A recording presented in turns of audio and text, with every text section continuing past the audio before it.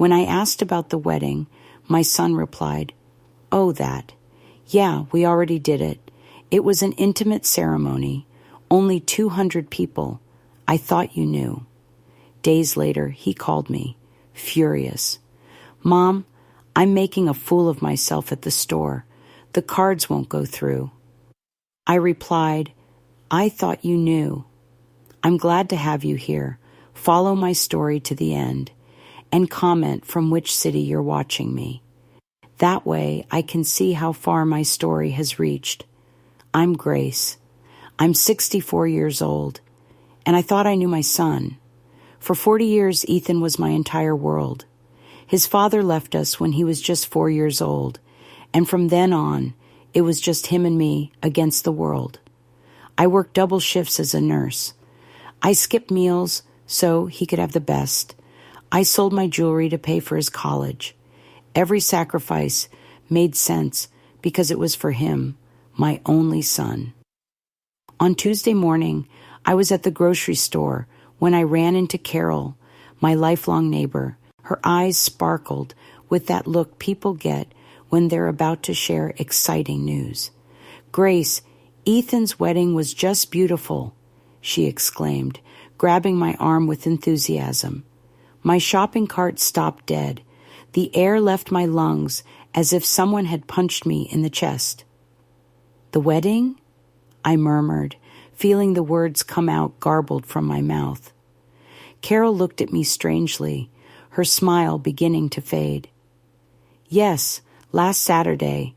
It was a lovely ceremony at the Riverside Hotel. My niece worked as a waitress that night and told me everything. 200 guests, white flowers everywhere, a live orchestra. The grocery store aisle began to spin around me. 200 guests. A week had passed since Saturday. A whole week. And my son hadn't told me anything. Not a word. Not a call. Nothing. "Excuse me, Carol," I managed to articulate. "I have to go." I abandoned the cart full of groceries and walked to my car as if in a dream. My hands trembled so much that it took me 3 tries to get the key in the ignition. During the drive home, my mind filled with questions I didn't want to ask but couldn't avoid. How was it possible that my son had gotten married without telling me? How had he planned a wedding with 200 guests without me knowing anything at all? Where was I on that list of 200 guests?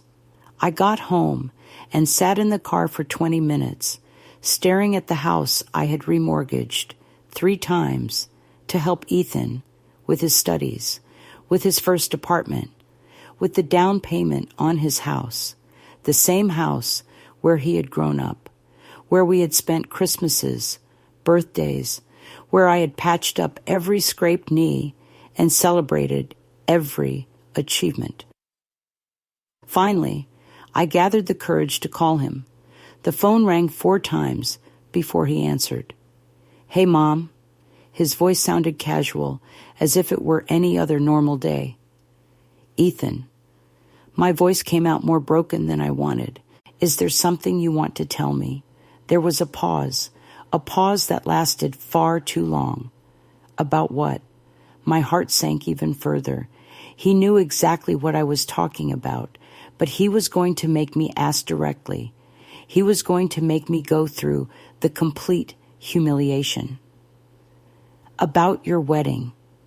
Another pause. Then, in a voice as carefree as if he were commenting on the weather, he said, "Oh, that. Yeah, we already did it. It was an intimate ceremony. Only 200 people. I thought you knew." He thought I knew. As if it were a minor detail he had forgotten to mention. As if I weren't the mother who had raised him alone for 40 years. As if I weren't the woman who had sacrificed everything for him. "Ethan," my voice was barely a whisper, "I'm your mother." "I know, Mom, but you know how Jessica is with these things. She wanted something small and familiar, just the closest people. The closest people. 200 guests were the closest people. but I, his mother, was not included on that list. And when exactly were you planning on telling me? I'm telling you now. His tone was that of someone being bothered by something insignificant.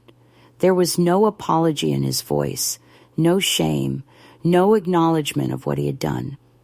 I hung up the phone because I couldn't trust my voice to say anything more without completely breaking down.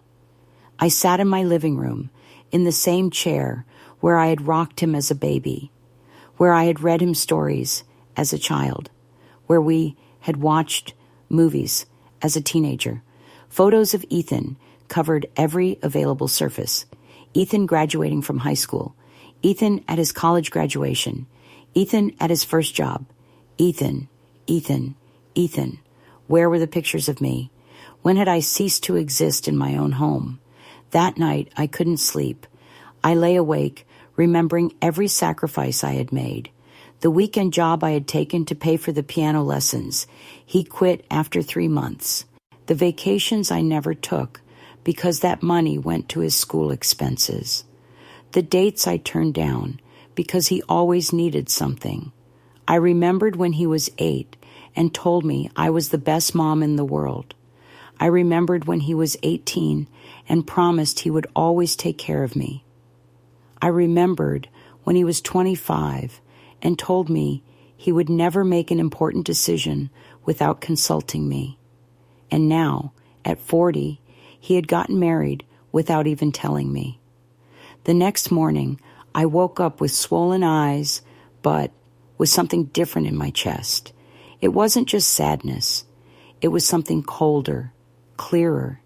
It was the realization that my son, the boy for whom I had sacrificed 4 decades of my life, saw me as someone completely dispensable.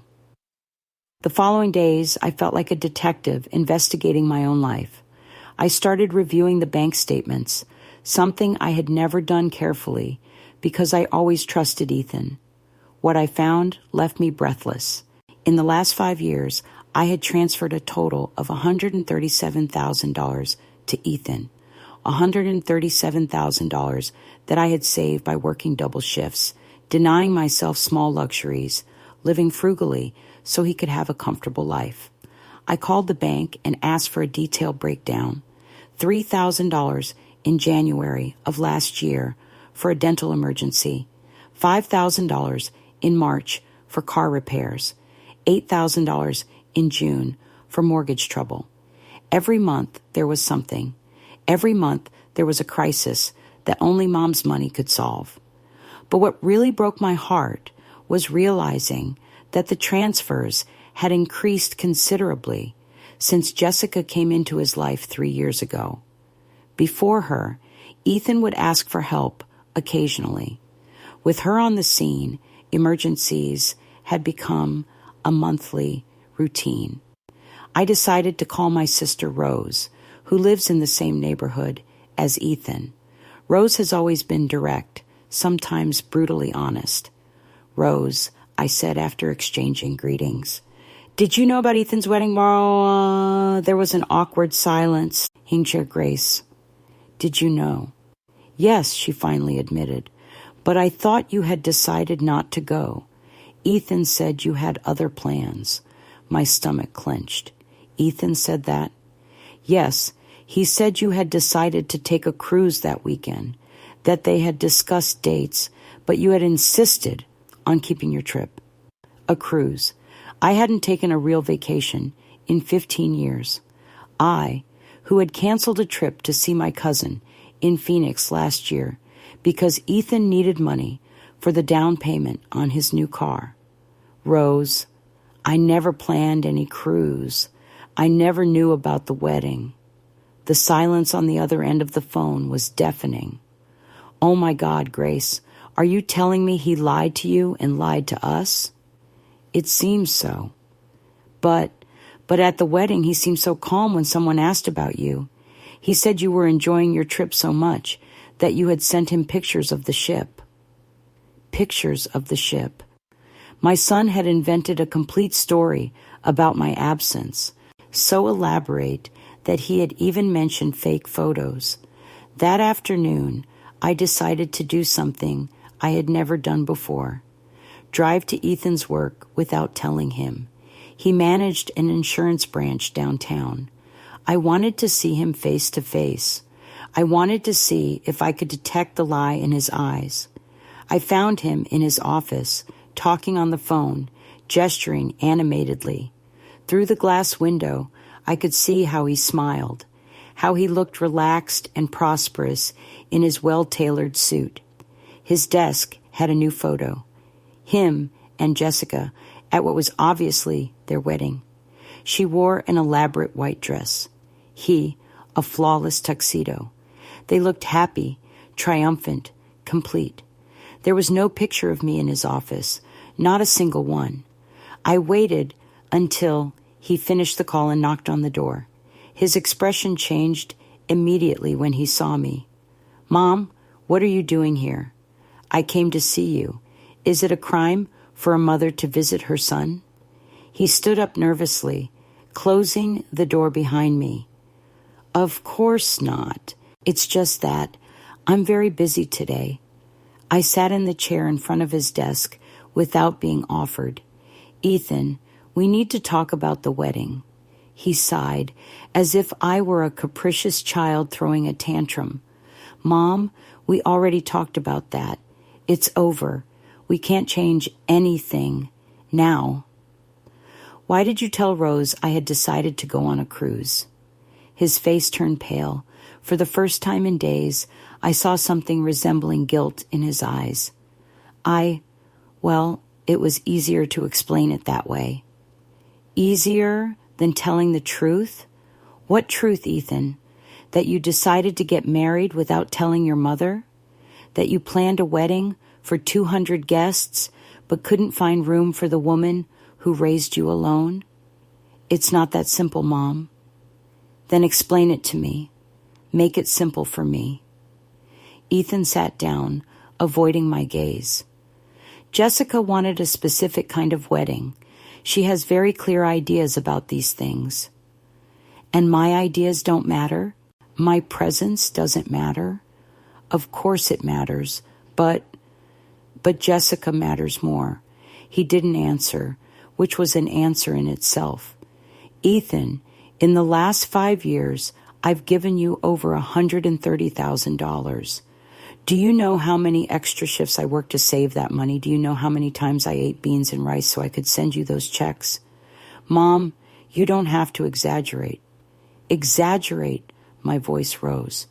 I have all the receipts, Ethan, all the bank statements. Every transfer I made to you is documented. For the first time, I saw him truly uncomfortable. Mom, I'll always be grateful. I don't want your gratitude. I want answers. I want to know why the woman who sacrificed everything for you didn't even deserve to know you were getting married. Ethan looked at his watch. Mom, I have a meeting in 10 minutes. Of course you do. I stood up to leave, but before I reached the door, I stopped. One more question, Ethan. Did Jessica know you were asking me for money every month? His silence was more revealing than any answer. Of course she knew, I murmured, and she was banking on me, continuing to send it, even after being excluded from the wedding. Ethan didn't contradict me.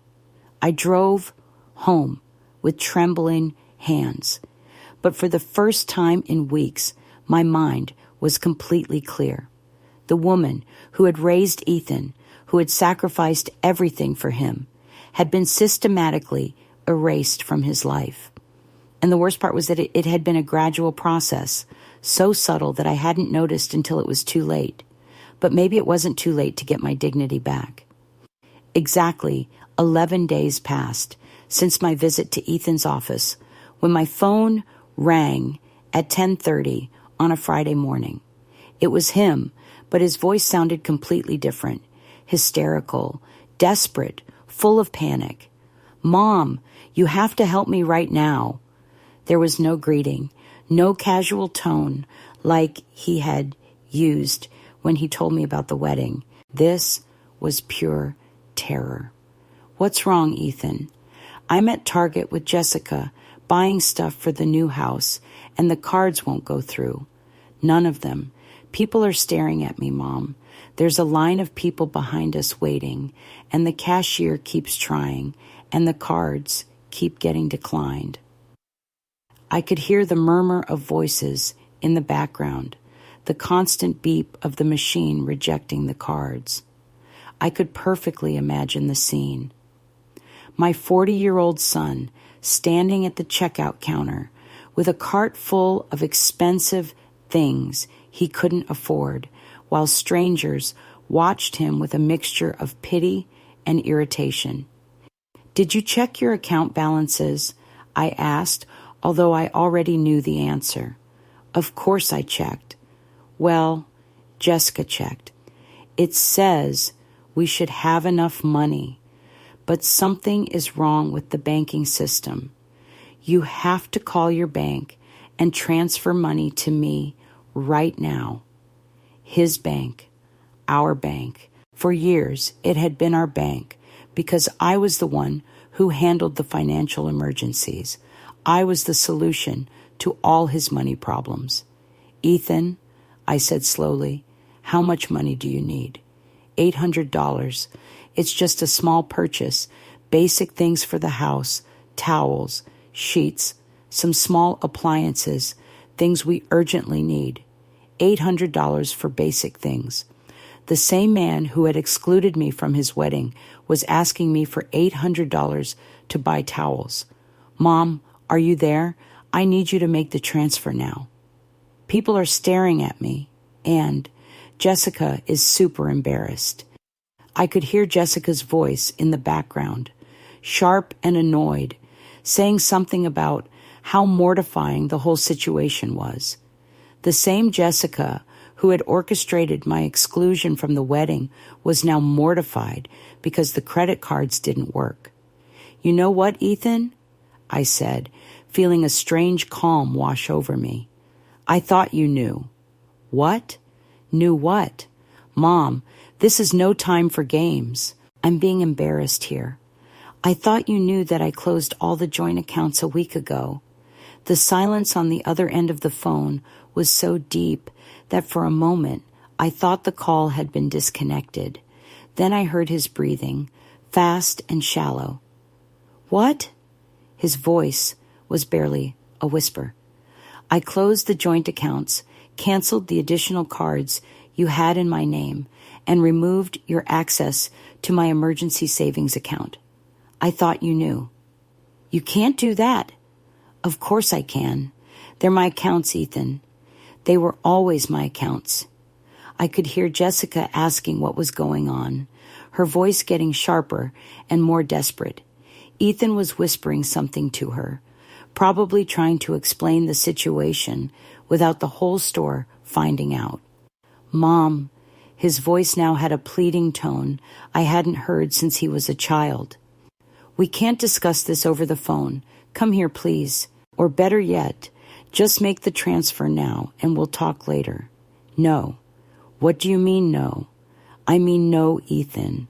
I'm not going to make a transfer. I'm not going to rescue you this time." I could hear the real panic in his voice now. "But we have the cart full. People are looking at us. It's humiliating." And there it was, the word I had been waiting for. Humiliating. You know what's humiliating, Ethan? Finding out from a neighbor that your only son got married without inviting you. Discovering that you invented an elaborate story about a cruise to explain my absence. Realizing that I was systematically excluded from the most important decision of your life, but was still expected to be your personal bank account. Mom, this isn't the time. This is exactly the time. Do you know how many times I've felt humiliated in recent years? Every time I had to choose between paying my own electricity bill or sending you money for another emergency. Every time someone asked me when I was going to meet your girlfriend and I didn't know what to say because you had been dating her for months but hadn't introduced her to me. Every time I heard secondhand about important events in your life. We can fix that, Mom. We can talk about everything later.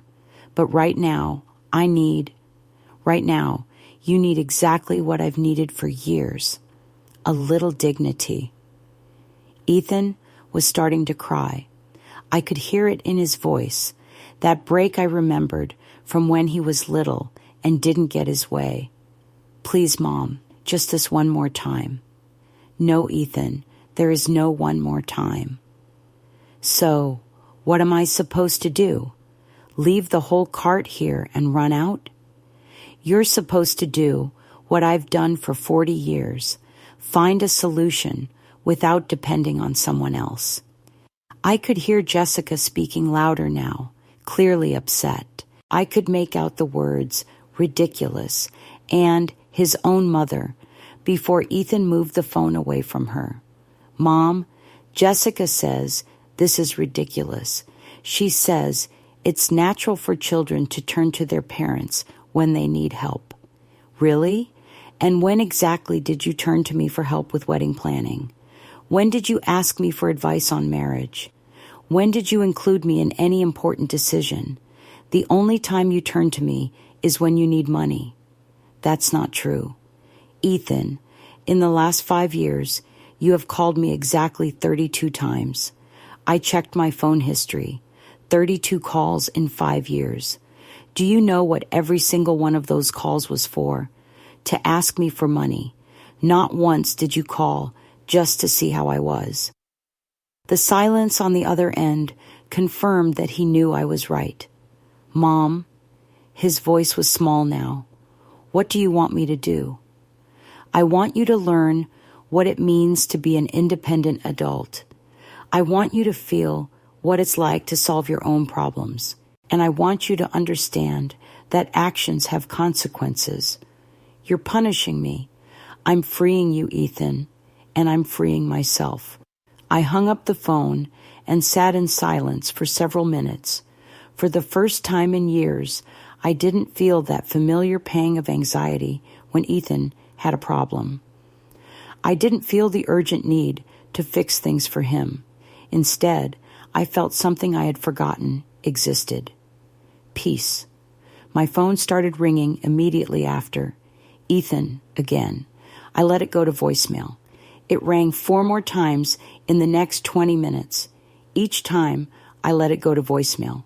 Finally, I listened to the messages. The first was pure panic. Mom, please pick up. I don't know what to do. Please. The second was anger. This is unbelievable. I can't believe you're doing this to me in public. The third was pleading. Please, Mom, I just need you to help me this one last time, and then we can talk about everything. The fourth was a threat. If you don't help me now, it's going to have serious consequences for our relationship. The fifth made me laugh for the first time in weeks. Mom, Jessica says we need to talk about appropriate boundaries in the mother-son relationship. Appropriate boundaries. After 40 years of having no boundaries, after being used as a personal ATM, after being excluded from my own son's wedding, now Jessica wanted to talk about appropriate boundaries. I deleted all the messages without responding to any of them. That night, I slept better than I had in years. On Saturday morning, I woke up feeling like a completely different person. For the first time in decades, I didn't check my phone immediately upon opening my eyes. I didn't worry if Ethan had had an emergency during the night. I didn't feel that familiar anxiety that had been my constant companion for years. I made coffee, real, good coffee, not the cheap instant kind I'd been buying to save money, and sat in my backyard. It was a beautiful October day with that golden light that makes everything look like a movie. When was the last time I had even noticed a beautiful day? My phone showed 17 missed calls from Ethan and 4 from unknown numbers that were probably Jessica using other people's phones. There were 23 unread text messages. I ignored them all. Instead, I did something I hadn't done in years. I went to the bank to talk to a financial advisor. "Mrs. Grace," said Patricia, the advisor who had handled my accounts for the last 8 years, "I'm so glad to see you taking control of your finances. I've been wanting to suggest some changes for a while." "What kind of changes?" Patricia opened my file on her computer and frowned. "Well, for one, you've been very generous with the transfers to your son over the past few years. So generous that you've seriously compromised your own financial future." She showed me numbers that made me feel dizzy. In the last 5 years, not only had I transferred $137,000 to Ethan directly, but I had used my credit cards to pay for another $43,000 of his expenses. In addition, I had taken money out of my retirement account early, paying huge penalties to cover his emergencies.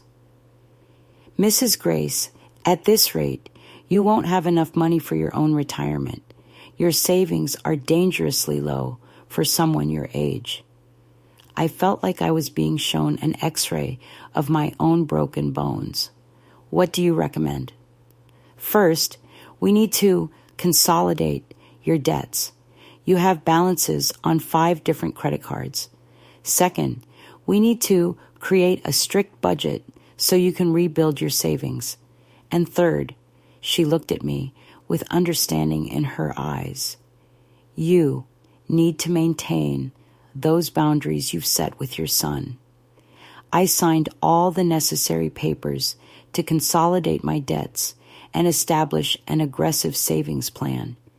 For the first time in years, my money was going to work for me, not to solve Ethan's problems. When I got home at 3 p.m, I found an unfamiliar car in my driveway, a white BMW that screamed money. My heart skipped a beat because I knew exactly what it meant. Ethan and Jessica were sitting on my porch, waiting. Ethan looked terrible, disheveled with dark circles under his eyes as if he hadn't slept. Jessica, on the other hand, looked impeccable as always, but there was something cold and calculating in her expression. "Mom." Ethan stood up immediately when he saw me. "Thank God you're here. We've been waiting for 2 hours. "I didn't tell you to come." "We need to talk," Jessica said, standing up as well. Her voice had that authoritative quality she used when she wanted to get something. "This situation has gotten out of control." I opened my door, but stood in the doorway. "If you want to talk, you can do it from there." "Mom, are you not going to let us in?" Ethan seemed genuinely surprised. "No," Jessica sighed dramatically. "Grace, I know you're upset about the misunderstanding over the wedding." Misunderstanding? The word came out louder than I had planned. "You called deliberately excluding the groom's mother a misunderstanding?" "You weren't excluded," Jessica said with that condescending voice I hated. "We simply wanted an intimate ceremony." 200 guests is not intimate. Ethan cleared his throat nervously. "Mom, we can discuss that later. Right now, we have more urgent problems." "More urgent problems?" "Yes." Jessica crossed her arms. "You canceled Ethan's cards without warning. That has put us in a very difficult situation." "Us?" "Ethan and I are a married couple now. What affects him affects me." I laughed. I couldn't help it. How convenient that it's us now when it comes to my money, but when it came to the wedding, I didn't exist. Ethan looked increasingly uncomfortable. "Mom, look, maybe we didn't handle the wedding situation in the best way." "Maybe? Okay, we didn't handle it well, but that doesn't mean you have to cut us off completely. We're your family." "Family?" The word came out bitter from my mouth. Ethan, for the last 5 years, you've only called me when you need money. You don't know what my favorite color is. You don't know what TV show I watch. You don't know if I've been sick or if I've had problems. The only part of my life that interests you is my bank account. That's not true. Really, tell me when the last time was you asked me how my arthritis was. Tell me when the last time was you asked if I needed help with anything. Tell me when the last time was you called me just to chat. Ethan opened his mouth, but no sound came out. Jessica intervened. Grace, I understand you feel hurt, but you're being very dramatic. Ethan loves you. He's just not very expressive. Dramatic? I've spent almost $200,000 on him in the last 5 years. I've compromised my own retirement for him. I've worked double shifts to help him with every financial crisis. And when he gets married, I don't even deserve to know. And I'm the dramatic one? It's not about the money, Jessica insisted. You're right. It's not about the money. It's about respect. It's about being treated like a human being instead of an ATM. Ethan finally found his voice. Mom, I'm sorry, okay? I'm so sorry for not inviting you to the wedding. I'm sorry for not telling you sooner. But we can't change that now. Now, what we can do is move forward. Move forward with what exactly? With our relationship, with being a family. And what kind of relationship are you proposing, Ethan? Ethan and Jessica looked at each other. I could see they had rehearsed this conversation. A normal mother-son relationship, Ethan said. Sunday dinners, regular calls, family celebrations. And the finances? Another exchange of glances. Well, said Jessica, obviously, we need to establish a more formal system. Maybe a fixed monthly amount you could help us with for the new house expenses. There it was, the real reason for their visit. They wanted to formalize my role as their income source. A fixed monthly amount? Nothing outrageous, Ethan hurried to say. Just something to help us get established as a married couple. $1,500 a month would be perfect. $1,500 a month, $18,000 a year, for 2 adults who worked full-time and had just bought a new house. And what do I get in return? Ethan looked confused by the question. In return for what? For the $500 a month. What do I get in return? You get to have a relationship with your son, Jessica said, as if it were obvious. So my relationship with Ethan has a monthly price of $1,500. That's not how we're putting it. It's exactly how you're putting it. Ethan looked desperate now. Mom, we just need help getting established. Once we're more stable, we won't need as much support. Ethan, you're 40 years old. You've been working for 18 years. If you're not established now, when will you be? Things are tough economically. For you, maybe. They've been tough for me for years, too, but I never asked anyone for money. Jessica was losing her patience. Grace, frankly, I think you're being very selfish. Parents are supposed to help their children, and children are supposed to exclude their parents from the most important moments of their lives. We already apologized for that. No, Ethan offered me a half-hearted apology. You've never apologized for anything. Jessica straightened up. I have nothing to apologize for. I simply wanted a perfect wedding, and I ruined your perfection. I didn't say that. You didn't have to. Ethan looked completely lost, looking between the two of us as if we were adversaries in a game he didn't understand. Look, I said finally, I'm going to save you some time. I'm not going to give you $1,500 a month. I'm not going to keep rescuing you every time you have a financial crisis. And I'm not going to pretend we're a happy family when we're clearly not. What are you saying? Ethan looked terrified. I'm saying I'm done. I'm done being your financial backup plan. I'm done being treated like an inconvenience you can ignore until you need something. Jessica turned red. This is ridiculous. You're his mother. Exactly. I'm his mother, not his personal bank. Ethan started to cry. Mom, please, don't do this. I need you. No, Ethan, you need my money. It's very different. That's not true. Then prove it to me. Come visit me without asking for money. Call me without having a financial crisis. Include me in your life without there being a financial transaction involved. Ethan couldn't answer because we both knew he couldn't do that. I thought so, I said softly. Jessica grabbed Ethan by the arm. Let's go. Clearly your mother has decided to abandon her family. I haven't abandoned anyone, I said as they walked away. I just stopped letting myself be abandoned.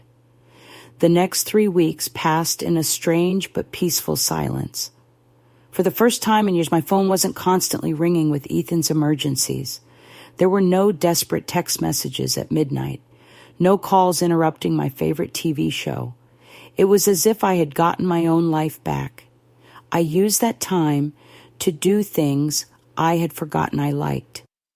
I went back to my water aerobics class on Tuesdays and Thursdays.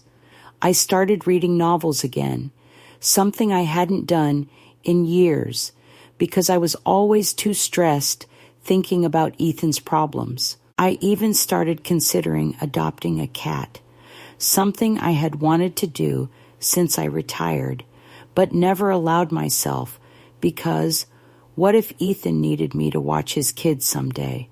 How ironic. Ethan had never wanted kids, at least not that I knew of, but I had organized my entire life around possibilities he had never shared with me. My sister Rose called me one Wednesday afternoon. Grace, I need to tell you something. Her voice sounded worried. What's wrong? I saw Ethan and Jessica at the mall yesterday. They looked... She paused. They looked bad. Bad how? Ethan has lost weight. He looks haggard. And Jessica seemed furious. I saw them arguing in the parking lot. It was quite uncomfortable. I didn't feel the familiar pang of worry I would have expected. Instead, I felt something more like distant curiosity. Could you hear what they were arguing about? Something about bills and money. Jessica was telling him something about how he had to fix things with you. Ethan looked like he was going to cry. That night, my curiosity was stronger than my resolve to keep my distance. I drove to the neighborhood where Ethan lived, not to confront him, but just to see how things were. The house they had bought 6 months earlier looked different. The lawn was overgrown. There were newspapers piled up at the entrance, and one of the windows had a piece of cardboard taped over it where the glass should have been. For a house that cost $400,000, it looked surprisingly neglected. Jessica's white BMW was not in the driveway. Only Ethan's old Honda was there, with a yellow sticker on the windshield. I got close enough to read that it was a tow warning for expired registration. As I stood there, the door of the house opened and Ethan came out. He looked terrible. Rose was right. He had lost a lot of weight, had deep dark circles under his eyes, and his clothes looked wrinkled as if he had slept in them. We saw each other at the same time. For a moment, neither of us moved. Then he walked slowly towards me. Mom. His voice was barely a whisper. What are you doing here? I was just passing through the neighborhood, I lied. Ethan nodded, knowing it was a lie, but without the energy to argue. How are things? I asked. although the answer was obvious. Ethan laughed, but there was no humor in the sound. Do you want the truth, or do you want me to pretend everything is fine? The truth. Everything is falling apart, Mom. Jessica left 5 days ago. She took half the furniture and her car. She says she can't deal with the financial pressure. I felt a strange mixture of satisfaction and compassion. Where did she go? To her sister's house in Phoenix. She says she's not coming back until I solve my money problems. And what are those problems exactly? Ethan sat on the steps of his porch, looking defeated. Everything, Mom. Absolutely everything. It turns out Jessica had been spending a lot more than I knew. We have $11,000 in credit card debt that I didn't know existed. The mortgage is 3 months behind. The car insurance was canceled for non-payment. I processed this information slowly. Ethan, you have a good job. How did you get to this point? Because our lifestyle completely depended on your money, Mom. Without your monthly transfers, we can't even pay the basic bills. The brutal honesty of his admission took me by surprise. Jessica said there was no problem because you always helped us. She said that wealthy parents always help their children, and that it was ridiculous that you weren't contributing to our marriage. Wealthy parents? I laughed. Ethan, I'm a retired nurse. I'm not wealthy. I know that now. I talked to my boss about a raise, and he explained how much a nurse really makes. I realized you've been sacrificing your own financial security for me for years. It was the first time in decades that Ethan had shown any understanding of my real situation.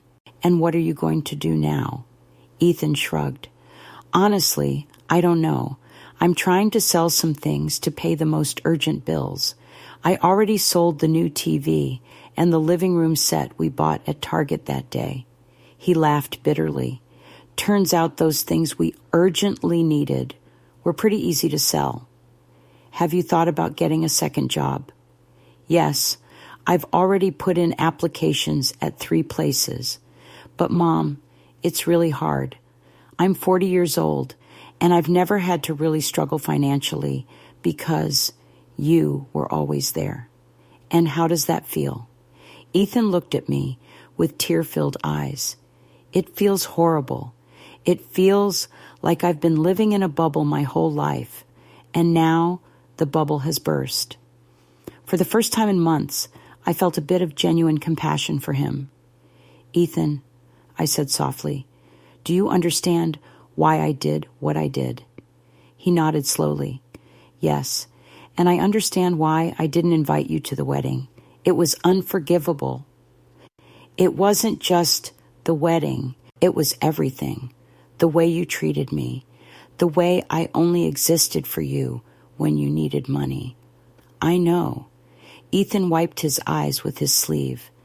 Jessica said some very ugly things about you after you cut us off financially. Things that made me realize she never really respected you. What kind of things? She said you were manipulative for using money to control our lives. She said you were selfish for holding a grudge about the wedding. She said... He stopped. What else did she say? She said you were a bitter old woman who was jealous of our happiness. The words hurt, but not as much as they would have before.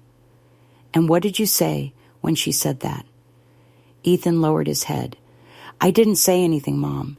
And that's the worst part. I didn't defend you. We sat in silence for several minutes. The sun was setting, and the air was getting cold. Mom, Ethan finally spoke. I know I have no right to ask for anything, but is there any chance we can fix this? Fix what exactly? Our relationship. I'm not asking for money. Just, is there any way we can be a family again? I looked at my son. I really looked at him for the first time in years. And I saw something I hadn't seen before. I saw genuine remorse. I saw a man who finally understood the consequences of his actions. Ethan, do you really want a relationship with me, or do you just want things to go back to how they were before? I want a real relationship with you, Mom. One where I call you because I want to know how you are, not because I need something. One where we celebrate important moments together. One where you're part of my life because I love you, not because you're useful. His words sounded sincere, but I had heard promises from Ethan before. And what if Jessica comes back and decides she doesn't like our relationship? Ethan thought for a long moment. Then Jessica and I are going to have a serious talk about what it means to be married, because I'm not going to choose between my wife and my mother again. If she can't respect my relationship with you, then we need couples therapy or something. It was the first time Ethan had set boundaries with Jessica. I need to think about this, I told him finally. Of course, I completely understand. I stood up to leave, but Ethan stopped me. Mom, one more thing. I want you to know that I've been going to therapy. My boss gave me the contact of a counselor who specializes in family financial dependence. It's revealing. Family financial dependence? Yeah. Apparently, it's more common than I thought. Adults who never learn to be truly independent because their parents always rescue them. The therapist says both parents and children can get stuck in these patterns for decades. That explained a lot. I'm glad you're seeking help, I said honestly. Mom, I know I have no right to ask you this, but would you consider coming to a session with me? The therapist says it would be very helpful for both of us. The idea scared me, but it also intrigued me. I'll think about it. I drove home, feeling more confused than angry. Part of me wanted to keep my distance, to protect the peace I had found. But another part of me, the part that had been a mother for 40 years, wanted to give Ethan a real chance to change. That night, I stayed up very late, thinking about the difference between helping someone and enabling them. For the first time in years, it wasn't a decision I had to make based on emergency or pressure. It was a decision I could make calmly, on my own terms. And that made all the difference. 6 months after that conversation on Ethan's porch, I'm sitting in my backyard on a Saturday morning, drinking coffee and reading a book about gardening. It's April, and my roses are starting to bloom. They are the first roses I've planted in years, because before, I was always too worried about finances to spend money on frivolities like ornamental plants. Ethan is coming for lunch today. It's the 5th time he's come in the last 2 months, and the first time in our lives that he's come without a hidden agenda. He doesn't need money. He doesn't have a crisis. He doesn't want me to solve something for him. He's coming because it's Saturday, and we decided that Saturdays are our day to reconnect as mother and son. The road here hasn't been easy. I decided to attend 3 therapy sessions with Ethan, and what I learned changed my perspective not only on him, but on myself. The therapist, Dr. Miranda Hayes, helped us understand how we had created a toxic pattern that hurt us both. Ethan never learned to be truly independent, she explained in our first session, but you also never learned to be truly happy without feeling needed. That observation hit me like a lightning bolt. For decades, I had derived my self-worth from being indispensable to Ethan. When he didn't need me emotionally, I comforted myself, knowing that at least he needed me financially. It was a twisted way of maintaining my relevance in his life. You were both trapped, Dr. Hayes continued. He trapped in a prolonged adolescence. You trapped in a mothering role that never evolved. The sessions were difficult. Ethan cried a lot. So did I. But for the first time in years, we were talking honestly with each other. Ethan told me things I had never known. He told me that for years he had felt guilty for depending so much on me, but he didn't know how to stop. He confessed that there were times he invented emergencies because it was the only way to secure my attention.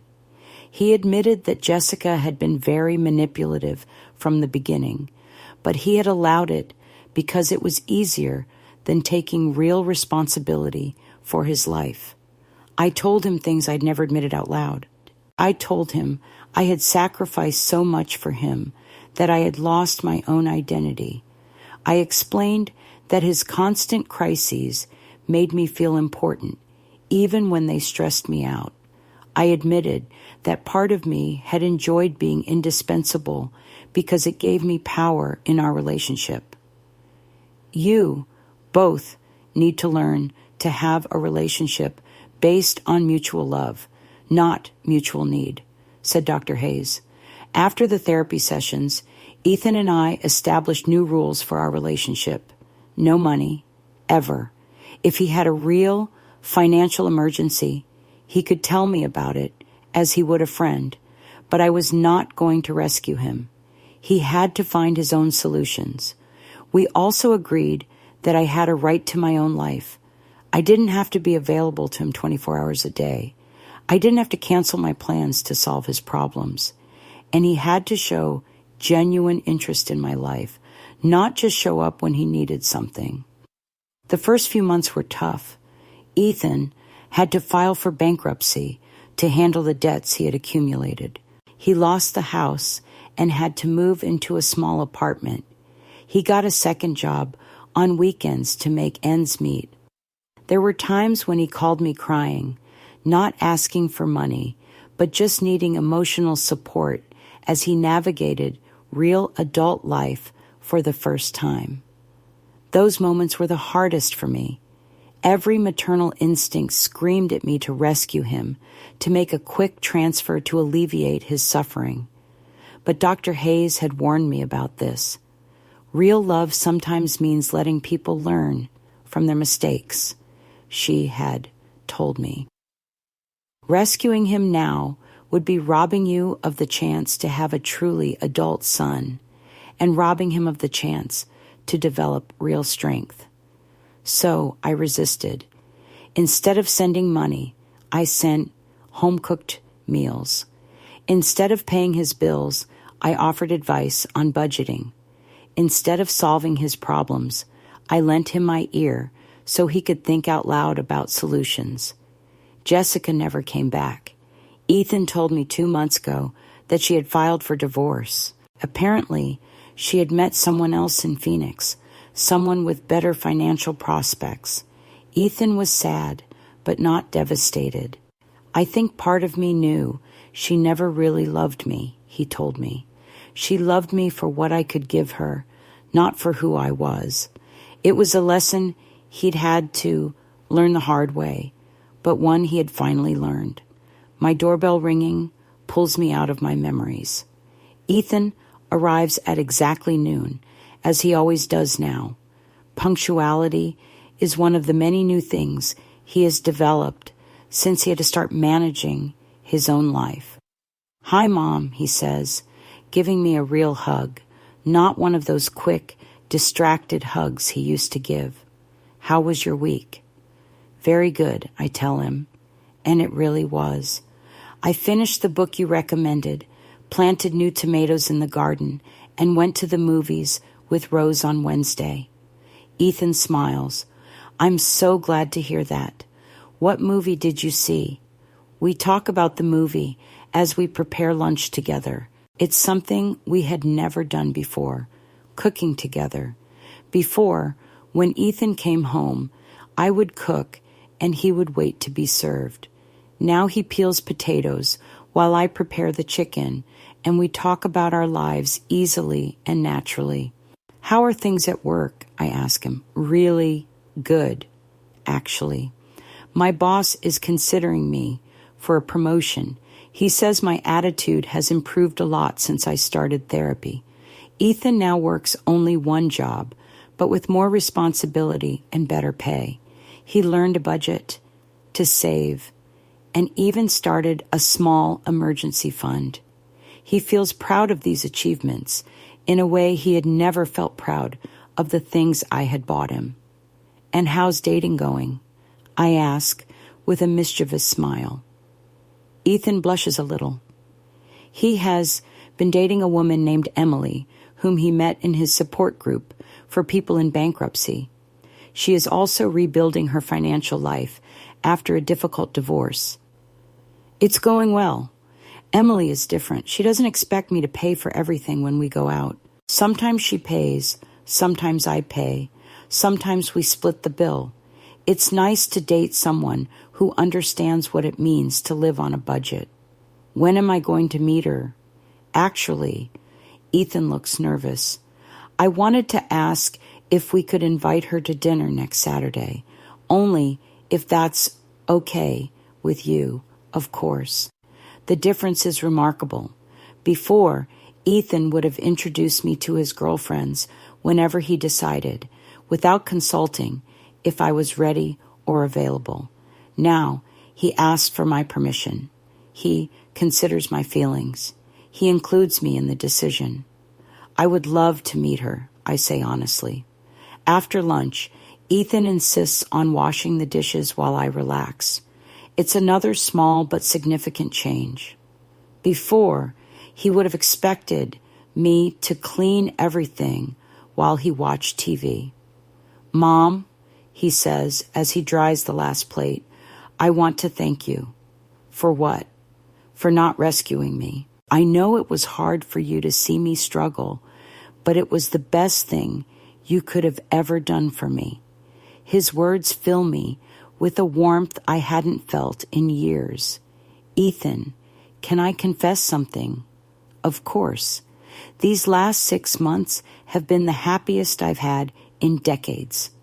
Not because I like to see you struggle, but because I finally feel like I have my own life again. Ethan nods. I know, and I can see it. You look more relaxed, happier. It's like you're finally yourself instead of just being my mother. You're right. In recent months, I've rediscovered parts of myself that had been dormant for years. I joined a book club. I took watercolor painting classes. I even went on 2 dates with a very nice gentleman I met in my water aerobics class. Nothing serious, but it was refreshing to feel like a woman again, not just Ethan's mother. Is there anything else you want to do with your life? Ethan asks me as we sit in the living room. Actually, yes, I've been thinking about traveling. There are places I've always wanted to see, but never could because I was saving money for your emergencies. Ethan looks a little guilty, but also interested. Where do you want to go? Spain. I've always wanted to see Madrid and Barcelona, and Italy. I want to see Rome and Florence. When are you going to go? I'm thinking in October. I've already started saving for the trip. Ethan smiles. That's wonderful, Mom. You completely deserve it. The word deserve catches my attention. For years, I had convinced myself that I didn't deserve small luxuries because there was always someone else who needed my money more than I did. Now, for the first time in decades, I'm putting my own desires first, and I don't feel guilty about it. Ethan, I say impulsively, there's something else I want you to know. What? I love you. I love you deeply, and I have always loved you. But now I also love myself, and that's the difference. Ethan comes over and hugs me. A long, genuine hug.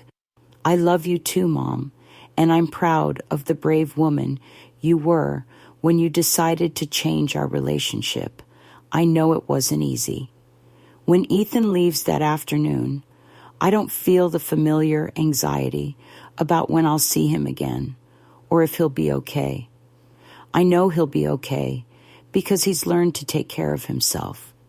And I know I'll see him again because now he comes because he wants to, not because he needs to. I sit in my yard again, looking at my roses, blooming beautifully under the April sun.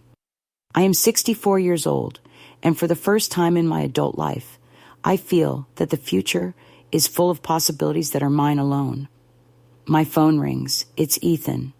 Mom, I forgot to tell you something. My heart does a little flip, the old reflex of panic at his calls. What's wrong? Emily makes the best meatloaf I've ever tasted in my life, after yours, of course. I thought you'd like to know. You're calling me just to tell me about meatloaf? Yeah, Ethan says, and I can hear the smile in his voice. Is that wrong? No, I say, feeling lighter than air. It's perfect. After hanging up, I sit in the silence of my garden. For the first time in 40 years, my son called me just to share something sweet and insignificant, something that required nothing from me except to listen. It is the most precious gift he has ever given me. And finally, I am free.